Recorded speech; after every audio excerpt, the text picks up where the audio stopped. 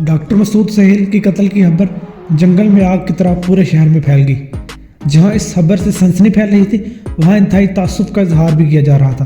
वो शहर का ही नहीं बल्कि मुल्क का भी माहिर कॉस्मेटिक सर्जन था। वो लिपोसक्शन का माहिर था। वो मोटे और फरबा अंदाम मर्द खवातीन जो अपने जिस्म की ज़ायद चर्बी कम करने में नाकाम रहते थे, वो इसी डॉक्टर से रब्ता करते थे। वो इनका कामयाब ऑपरेशन करके इनके जिस्म की ज़ायद चर्बी बजरिया आलात जर्राही काट कर इन्हें स्लिम और स्मार्ट बना दिया करता। अमूमन लिपोसक्शन सिर्फ उन्हीं अफराद का किया जाता जिन पर बहुत ज़्यादा चर्बी की तह चढ़ जाती, या फिर वो लोग जो सिर्फ अपने पेट के किसी एक मखसूस हिस्से की चर्बी घटाना चाहते हों, मसलन पेट, कूल्हे या बाजू वगैरह। ये वो अफराद थे जिन्होंने वर्जिश और दीगर टोटकों को आजमाया था, मगर नतीजा नाकामी की सूरत में निकला था। कई मोटे, बेडोल और थैले की तरह थल थल करते लोग इसकी दस्तकारी से हैरत अंगेज तौर पर स्मार्ट और स्लिम हो चुके थे। डॉक्टर मसूद सहेल आम सर्जन की तरह एक दिन में 2-3 ऑपरेशन करने के कायल नहीं थे। यूं भी इसके इतने केसेस होते ही नहीं थे, ताहम फिर भी वो हफ्ते में सिर्फ एक ही ऑपरेशन करते थे। अब ऐसे मसीहा का कत्ल हो जाना, और वो भी पुरस्कार तरीके से कि कातिल का कुछ पुलिस को भी पता ना चले, तो फिर शहर भर में अफसोस के साथ सनसनी लहर का फैल जाना कोई अचंभे की बात तो नहीं थी। डॉक्टर मसूद सहेल का स्लिम एंड हेल्थ क्लिनिक आबादी से दूर मज़ाफ़ात में वाक़ था। ये एक पुरफ़ज़ा मकाम हिल्टा पार्क के नाम से मौसूम था। लोग यहाँ सैर व तफरीह के लिए भी आया करते थे। इस इलाके की सबसे बड़ी बात यह थी कि इसके जनूब मगरिब में साहिल समंदर भी था। इस पुरफिजा और पोश इलाके में वही लोग रहायश पजीर थे जिनके पास बेबहा दौलत थी, क्योंकि ये एक महंगा तरीन इलाका था। आम आदमी यहाँ घूमने और सैर तफरीह करने के लिए तो आ सकता था, मगर यहाँ ज़मीन खरीदना इसकी दस्तरस से बाहर था। स्लिम एंड हेल्थ क्लिनिक भी एक ऊंची पहाड़ी की सतह मुर्तफा पर बना हुआ था, जहाँ तक बल खाता रास्ता ऊपर तक जाता था। इसके मुतवाजी सिंगल बेड एक सड़क भी थी। इंस्पेक्टर रशीद शाह इस केस की तफ्तीश कर रहा था, मगर इसे भी अभी तक कामयाबी हासिल नहीं हुई थी। अखबारात में मुतल्लिका थाने के अमले और पुलिस पर ज़बरदस्त तनकीद हो रही थी। इंस्पेक्टर रशीद के लिए यह केस एक चैलेंज बन चुका था। अगरचे वो अपने तौर पर हर किस्म की तफ्तीश और ज़ाब्ते की कार्रवाई मुकम्मल कर चुका था, मगर इसके हाथ कोई क्लू नहीं लग सका था। इसकी नाकामी को कई रोज़ बीत चुके थे और केस करीब करीब दाखिले दफ्तर ही किया जाने वाला था कि एक दिन अचानक रशीद के इल्म में आया कि मकतूल सर्जन मसूद के क्लिनिक की बागडोर अब इसके सीनियर असिस्टेंट डॉक्टर जमील ने संभाल ली है। न जाने क्या बात थी कि रशीद के अंदर कोई नामालूम सी खटक उसे बेचैन करने लगी। इसने होंठ सुकेड़ कर कुछ सोचा, फिर अपने मातहत असलम को साथ लेकर हिल्टा पार्क की जानिब रवाना हो गया। असलम एक 22-23 साल नौजवान था। पुलिस में सरकारी तौर पर भर्ती होने से कबल वो पुलिस का मुखबिर था, फिर एक सीनियर ऑफिसर की सिफारिश पर कांस्टेबल भर्ती हो गया। रशीद को अभी तक असलम को आजमाने का मौका नहीं मिला था, और ना ही इसकी ख्वाहिश थी कि उसे आजमाए या कोई ऐसा मौका मिले। वजह यह थी कि रशीद को वो परले दर्जे का अहमक ही नजर आता था। आज तक इसने इस मसूद मर्डर केस के सिलसिले में कोई पते की बात नहीं कही थी। वैसे देखा जाए तो कोई क्लू खुद इंस्पेक्टर रशीद को भी नहीं मिला था। भर के वो असलम को साथ रखने पर मजबूर था। दोपहर का वक्त था और आसमान पर बादल के सफेद टुकड़े तैरते भले मालूम हो रहे थे। हल्की सबक हराम हवा चल रही थी। करीब समंदर था, वहाँ आबी परिंदों की उड़ानें अच्छा मंजर पेश कर रही थी। पुलिस को दी गई नए मॉडल की मेहरान कार में वो असलम के साथ क्लिनिक तक पहुंचा। कार असलम ही ड्राइव कर रहा था। क्लिनिक पहुंचकर इसे अजीब सी खामोशी और सन्नाटे का एहसास हुआ। वजह समझ में तो आई थी कि क्लिनिक का असल मालिक अब इस दुनिया में नहीं रहा। देखना यह था कि इसका सीनियर असिस्टेंट जो खुद भी सर्जन डॉक्टर था, इसे किस तरह हैंडल करता है, कि पुरानी रौनकें बहाल हो जाती है या नहीं। इस वक्त कुछ मरीज लाउंज में नजर आए। अमला भी झूम का तू मौजूद था। बाहर वसी अहाते में क्लिनिक पर आए हुए लोगों की कुछ गाड़ियां भी खड़ी नजर आ रही थी। इसने डॉक्टर जमील से फ़ोन पर वक्त लेना मुनासिब नहीं जाना था और धड़ल्ले से वहाँ जा पहुँचा था। इसकी स्मार्ट सी सेक्रेटरी ने बताया कि वो एक मरीज़ को देख रहे हैं, मैं मुतले कर देती हूँ, वो आपको अंदर बुला लेंगे। रशीद इंतजार गाँव में बैठ गया। अंदर से मरीज़ निकला और सेक्रेटरी ने इन्हें अंदर जाने का इशारा किया। वो यकीनन इंटरकॉम पर डॉक्टर जमील को 2 पुलिस वालों की आमद का बता चुकी थी। रशीद के अंदाजे के मुताबिक इस नए डॉक्टर की उम्र बमुश्किल 30-35 के लगभग थी। वो खुश शक्ल और वजीह इंसान था, ताहम इसके चेहरे पर उसे देखकर जो तासुर लम्हे को उभरा था, रशीद की बांपती हुई निगाहों से वो ओझल नहीं था। वो बड़े पुरतपाक अंदाज में मिला और भरपूर तावन पर आमादगी भी जाहिर कर दी। इसके रवैये पर किसी किस्म की बेजारी या क्लिनिक टाइमिंग में पुलिस की मुदाखलत से नागवारी हरगिज़ ना जाहिर हुई थी। मैं मालूम था हूँ डॉक्टर साहब, रशीद ने होले से खनकारते हुए कहा। क्लिनिक की टाइमिंग में मुहिल हुआ हूँ, लेकिन हमारा काम ही ऐसा है, मजबूरी थी। कोई बात नहीं, आप क्या पूछना चाहते हैं? डॉक्टर जमील ने हुश हलाकी का मुजाहरा करते हुए कहा। सिर्फ चंद सवाल। आप मकतूल डॉक्टर मसूद के यहाँ कितने अरसे से काम कर रहे हैं? तकरीबन 5 साल से। ये मलकियत किसकी है? एक चैरिटी इदारा हेल्थ की है। ओह, मेरे लिए एक नया इंकशाफ है, इंस्पेक्टर रशीद कदर चौंकते हुए बोला। हालांकि ये बात इसे पहले ही पता थी। वो आगे मुस्तफसर हुआ। इसका कोई एडमिन या मुंतजिम आला होगा जो डॉक्टर मसूद से रब्ते में रहता हो।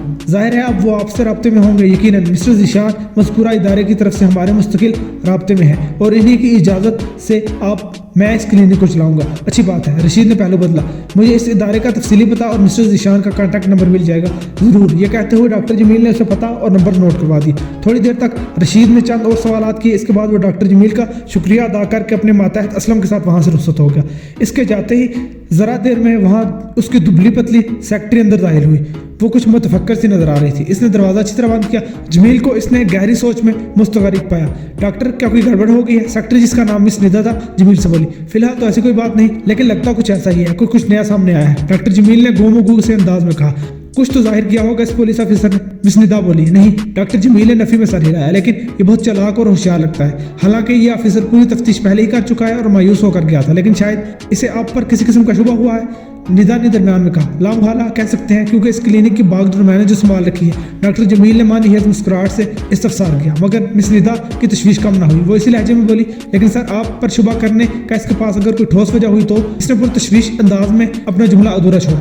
तुम कहना क्या चाहती हो? डॉक्टर जमील को मोहतात होना पड़ा। वो निदा की जहनी फरासत से वाकिफ था। सर, इसके साथ जो ज़ाहिर मजहूल सा मातहत था असलम, मैं इसे जानती हूँ। ये पहले पुलिस का मुखबिर रह चुका है, अब शायद इसे बाकायदा भर्ती कर लिया गया है। कोई खास बात? खास तो नहीं, मगर मोहतात रहना चाहिए। असलम पुलिस का बड़ा चालाक मुखबिर है। डॉक्टर मसूद के दौर में इसी ने गड़बड़ फैलाई थी और पहले वाले ऑफिसर को हमारे पीछे लगाया था। तुम असलम से मोहतात रहो। मैंने माजिद को इसके पीछे लगा दिया है, जरूर इसने कोई ना कोई बात नोट की है। माजिद रिपोर्ट देगा आज रात तक। गुड, मरीज को भेजो सर, मैं बेल देता हूँ, पहले अमजद से बात कर रहा हूँ, डॉक्टर ने कहा और निदा उठकर चली गई। थोड़ी देर तक जमील कुछ सोचता रहा। इसके बाद इसने अपने सेल पर अमजद से रब्ता करने ही वाला था कि बेल गुनगुना उठी।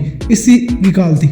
मैं आ चुका हूँ, पार्किंग में हूँ, फारिग हो या फिर रेस्ट रूम का रुख करूँ? मैं दूसरी जानब से स्पॉट लहजे में कहा गया। तुम्हारा इंतजार कर रहा हूँ, फौरन आ जाओ, डॉक्टर जमील ने कहा। थोड़ी ही देर बाद इसके चैम्बर में एक छोटी सी जिसामत की दरमियानी उम्र वाला शख्स बैठा हुआ था। इसकी उम्र 40-45 के लगभग थी। बज़ाहिर वो आम सा आदमी नजर आता था, लेकिन गौर से देखने पर इसकी आंखों से ही नहीं, चेहरे से भी वहशत फूटती महसूस होती थी। ना जाने क्यों पुलिस तुम पर शुबा करने लगी। अमजद नामी शख्स ने डॉक्टर जमील से कहा, जो पहले ही निदा की बात पर मुतफक्किर था। कैसा शुबा? वो बोला, इसका खोज लगाना तुम्हारा काम है, मेरा काम इतला देना है। पुलिस वाले बहुत जल्द अपने किसी मुखबर को मरीज के रूप में यहाँ भेजने वाले हैं। कहीं पुलिस को वाकई मुझ पर शुबा तो नहीं होगा कि मैंने ही डॉक्टर मसूद को कत्ल? शिश, अमजद ने इसे टोक दिया। मोहतात रहकर बात किया करो डॉक्टर, दीवारों के भी कान होते हैं। ओह, डॉक्टर जमील एक गहरी सांस लेकर रह गया। दरअसल पुलिस को शुरू ही से इसकी क्लिनिक में में होने वाले कारोबार की बिनक पड़ चुकी थी। पिछले पुलिस ऑफिसर ने तो अपने जासूस भी फैला दिए थे, इसीलिए इसे हादसाती रंग देकर छुटकारा पा लिया गया। अब वही खेल दोबारा खेला जा रहा है। ताहम इस पर तुर्क का पत्ता कली के तौर पर हमारे हाथों में है, इसलिए ज्यादा मुहतात रहने की जरूरत है। पुलिस का मुखबर मरीज की शक्ल में कब तक यहाँ का रुख करेगा? डॉक्टर जमील ने पूछा। किसी भी वक्त मुतवक्के है। ओके, कोई और बात? जो शिपमेंट डॉक्टर मसूद की हिलाकत के बाद रोक दी गई थी वो पहुंच रही है। क्या इन हालात में थोड़ा तो ठहर जाते? डॉक्टर जमील ने फिक्रमंदी से कहा। हम तो ठहर जाएंगे, मगर ऊपर वाले नहीं ठहरते। अमजद ने स्पॉट लहजे में कहा। वो तुम्हें वसूल करना ही पड़ेगी, कल रात पहुंच रही है। अभी नहीं, डॉक्टर जमील बोला। फिलहाल हम ये खतरा मोल नहीं ले सकते। मैं खुद मिस्टर हमाद को फोन करके कह दूंगा कि वो कल का प्रोग्राम मुलतवी कर दे। मुझे पहले से शक था कि तुम रुकावट पैदा करने की कोशिश करोगे। अमजद की धीमी आवाज में गुर्राहट का अंसर शामिल था। जज्बाती बनने की कोशिश मत करो अमजद, जरा सोचो, इस वक्त पुलिस हमारे पीछे लग चुकी है। बकौल तुम्हारे इनका एक मुखबर मरीज के रूप में पहुंचने वाला है। फिर हमें मालूम भी नहीं है कौन है, इसे ट्रेस करने में वक्त लगेगा। ऐसी सूरत हाल में हम किस तरह इतना बड़ा खतरा मोल ले सकते हैं? कमीशन तो मुझे ज़ुबैर भी देता था, मगर वो हमेशा मेरी पोजीशन का ख्याल रखता था। तुम्हारी पोजीशन के अलावा कारोबार का भी ख्याल रखना पड़ता है। तुम्हें हमारे साथ ताउन करना चाहिए। यहाँ के मामला तुम्हारा दर्द सर है। इस वक्त बेहतरीन ताउन ये है कि मैं हमाद को यहाँ आने से मना कर दूँ, और ये काम मैं अभी कर रहा हूँ। ये कहते हुए डॉक्टर जमील ने अपने सेलफोन की जानिब हाथ बढ़ाया जो उसके सामने ही पड़ा था। शिपमेंट की वापसी या इल्तवा की सूरत में हमारा करोड़ों का नुकसान होगा, अमजद ने कहा, और एकदम अपनी जेब से बेआवाज पिस्तौल निकाला और कुछ कहे बगैर डॉक्टर जमील की कनपट्टी का निशाना लेकर दो फायर कर दिए। साइलेंसर की वजह से बड़ी मामूली आवाज़ पैदा हुई थी, ज़्यादा खून भी नहीं निकला था। अमजद ने जल्दी से दरवाज़ा बोल्ड किया, फिर डॉक्टर जमील की लाश को कोने में रखी हुई बड़ी सी अलमारी में बंद कर दिया। इस काम से फारिग होकर वो मुल्हिका कमरे का दरवाज़ा खोलकर रेस्टरूम में आकर ये हाल ही था।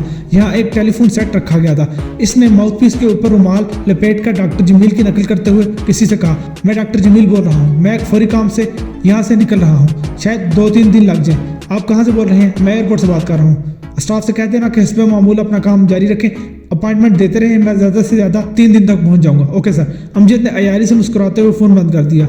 डॉक्टर जमील की कार गैराज में खड़ी हुई थी और इसकी लाश अलमारी में बंद थी। इन दोनों चीज़ों को ठिकाने लगाने के लिए इसके पास बहुत वक्त पड़ा हुआ था। फिर इसने किसी को फ़ोन करके इंस्पेक्टर रशीद और असलम की तस्वीरें व्हाट्सएप करने का कहा। क्या चक्कर है, दूसरी तरफ से पूछा गया। मुखातिब होने से वो कोई जवान लड़की मालूम होती थी जिसे इसने सोनिया के नाम से पुकारा था। हमारी मुखबरी हो रही है, अस्पताल के दूसरे आदमी का बंदोबस्त करना होगा जल्दी से, फोन पर सब कुछ बता नहीं सकता। वही करो जो मैंने कहा है, कहते हुए अमजद ने राब्ता मुनक़ता कर दिया। सर्जरी से पहले जिस्म के इस हिस्से का मखसूस मसाज करना पड़ता था। अमजद ने रेडीमेड मेकअप उतारा और अब वो असल चेहरे के साथ मसाज रूम में लेटा हुआ था। अब वो अमजद नहीं बल्कि एक हिल टॉप क्लिनिक का एक क्लाइंट आगा बशीर था, जिसने लिपोसक्शन के लिए एडमिशन यहाँ करवा रखी थी। इसने खुद को डॉक्टर जमील का करीबी रिश्तेदार भी बता रखा था, इसलिए कोई इसके किसी भी जगह पर जाने पर मोतरीज नहीं होता था। इसके साथ वाले मसाज पर अकरम लेटा हुआ था। अमजद ने इस मरीज से दोस्ती कर ली थी, मगर वो इसे ज़्यादा लिफ्ट नहीं करवाता था। मसाज के दौरान अमजद ने इससे मुस्कुरा कर इधर उधर की बातें करनी चाहिए, लेकिन इसने एक दो बातें करके मुंह दूसरी तरफ फेर लिया। इतना ही काफ़ी है, अमजद ने मुस्कुराते हुए दिल में कहा। वैसे तुम्हारे दोनों पहलू और रानों तक इजाफी चर्बी है, जिसे तुम बआसानी वर्जिश से कम ही खत्म कर सकते हो। सर्जरी का रिस्क क्यों ले रहे हो? मसाज करने वाले ने इससे कहा। अमजद ने कोई जवाब नहीं दिया। इस वक्त इसके सेलफोन पर व्हाट्सएप की मखसूस बीप उभरी। फारिग होने के बाद इसने देखा, फिर सोनिया को कमरे में जाकर तन्हाई में फ़ोन किया। वो छूटते ही बोली, मैंने तुम्हारे दोनों शिकारों की तस्वीरें व्हाट्सएप कर दी हैं। कद और नाक नक्शा उन जैसा है। कद के बारे में कुछ कह नहीं सकती क्योंकि तस्वीर सिर्फ सर और कंधों की है। नाक नक्शा बस ठीक ही है, मेरा मतलब है अच्छा खासा है। ये तुमने अभी तक नहीं देखी? हम ठीक है, इसने फिर कहा और राब्ता मुनक़ता कर दिया।